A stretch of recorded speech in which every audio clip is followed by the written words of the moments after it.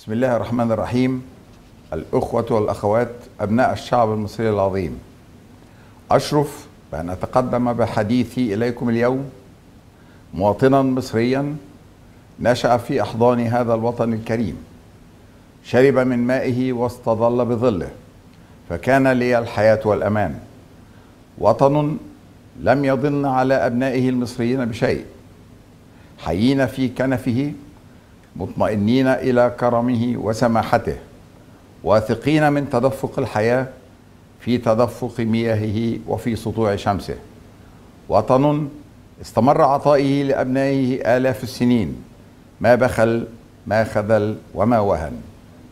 شعب مصر العظيم يا من خرج ما زاد عن 30 مليونا من أبنائه، خرج في تعبير لم يرد له في التاريخ مثيلا، ليعلن للعالم أجمع إصراره على تنفيذ إرادته، وأنه لن يكون فوق أرضه الطاهرة سوى خياراته. لقد توهم الخونة المارقون أن أوان إمارتهم المزعومة قد آن، وأن مصرنا الغالية، مصر التاريخ والحضارة، قد قدر لها أن تكون باكورة نجاحاتهم وفي موقع القلب من مشروعهم البغيض.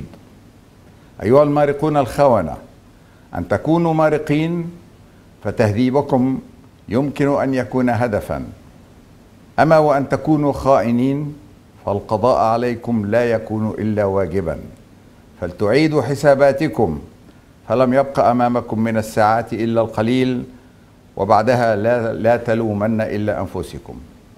شعب مصر العظيم، لقد توجه إلينا القائد العام للقوات المسلحة طالبا تفويضا.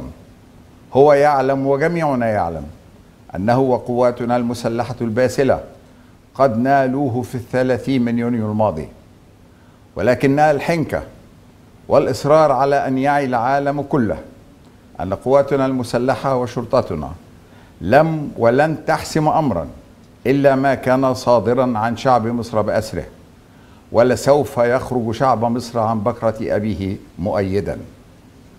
سنهب جميعا هبة رجل واحد على قلب رجل واحد، عزيمتنا من عزيمة رجالنا، سواعدنا على سواعدهم، إيماننا من إيمانهم.